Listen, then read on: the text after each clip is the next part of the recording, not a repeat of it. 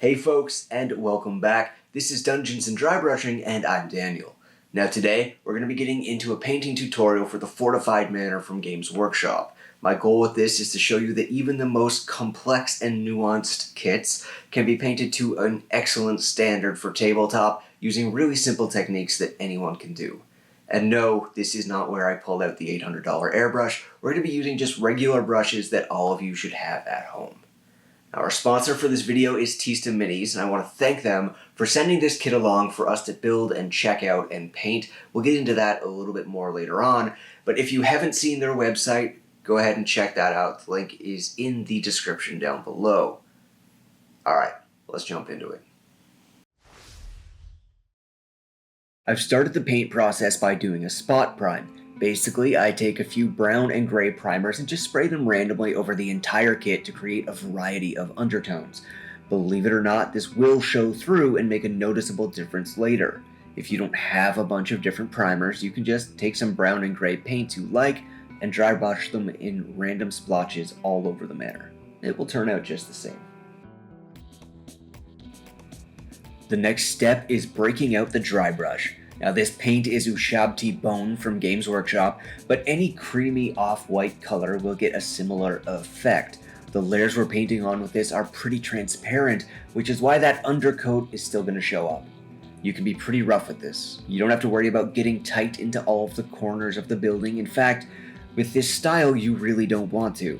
You just want to take a nice fat dry brush and hit all of the big flat surfaces on every building. And I should note that though I'm only showing you the one building, I am doing the entire kit all at once. You should too. Batch painting saves time, and make sure that every piece comes out the same way.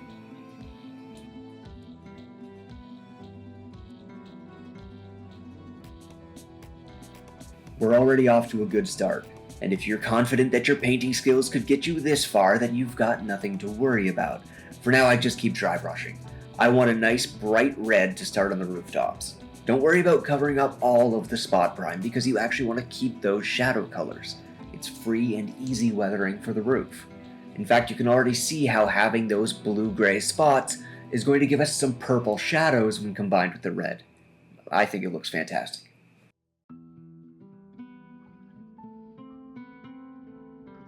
To help punch up the shadows on the rooftop, I hit it with Army Painter's red tone. Now this is going to give me some richer colors, and though it leaves a satin finish when it dries, that's going to get knocked down later by matte varnish and by washes, so I'm not too worried about it. If you do this method yourself, remember to just keep moving the brush and to come back and make sure the wash isn't pooling anywhere that you don't want it to. You have a limited time to work with it once it's on there, so just try to move quickly and keep an eye on where the liquid is settling. The base coats on the bricks are next. The brickwork on the buildings is also nicely raised and defined that for the most part I was able to just load up a fairly large brush and use the side of it to scrape across the bricks. Nice and easy. While I do that, I'd like to take a moment to talk about this video's sponsor, Teasing Minis. In addition to a physical shop, they have an incredible online storefront with all of the minis, paints, and hobby supplies you'd expect, in addition to what might be the best collection of pre-owned miniatures and terrain that I have ever seen. It is constantly being updated. They are always bringing in new stock, so do yourself a favor and give it a look. Of course, in addition to an awesome shop, they support the community, including small-time hobby tubers like myself. Thank you for sponsoring the video. Base coating the wood is next, and for that I chose a pretty dark brown. I wanted something that would contrast nicely against all of the light and midtones that are already on the buildings. Plus, being that this is a manor and ostensibly home to someone with a lot of gold to throw around, it makes sense to be stained a nice, dark, rich color instead of looking old and weathered, like someone is actively maintaining the buildings.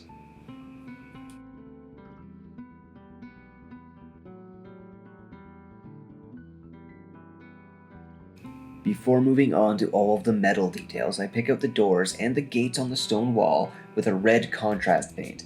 Now this is a quick and easy way to give them definition.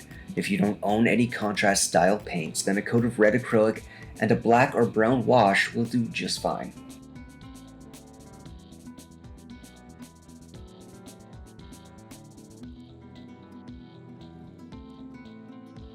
The next step is another nice, simple one, more dry brushing. Yes, really. I do a dry brush of Drake Tooth, which is an off-white, over the stone and the wood.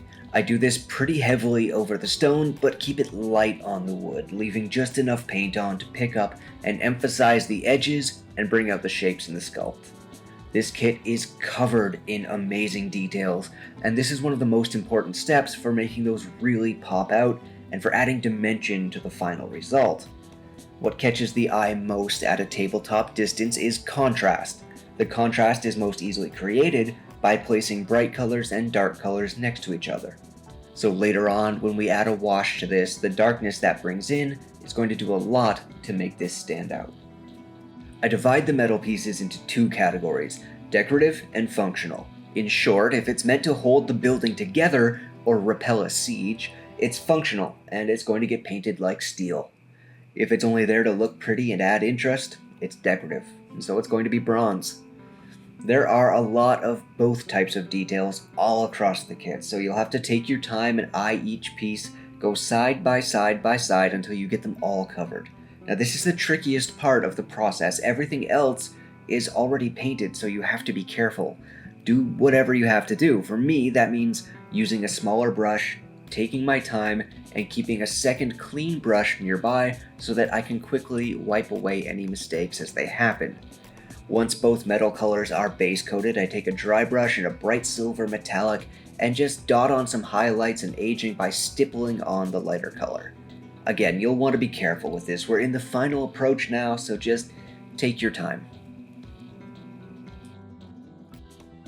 Aside from the wash, that means the buildings are done. But before I can take that last step, I have to finish off the fence pieces. Now, most of this I decided to do in contrast paints. I did it that way for a few reasons. It's quick, it's easy, and even if this were the most iconic, best sculpted fence in miniature gaming, and actually it probably is, it would still just be a fence. Yes, the details are incredible. The sculptors did an amazing job on even the tiniest parts of it and should be commended. But I have roughly 92,000 other things to paint, and I'm not going to spend 100 hours on a fence. So aside from the woven reed sections, which I did in an ochre color, everything gets contrast paint.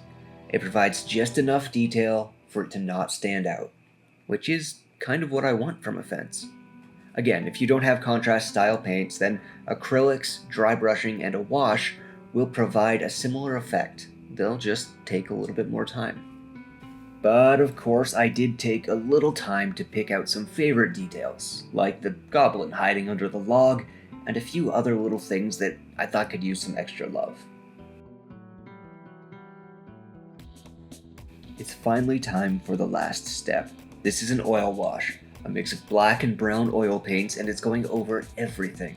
It's going to not only bring out the details in all of these lovingly sculpted pieces, but it's also going to help weather the flat sides of the building. I prefer oil washes to acrylic ones for a few reasons.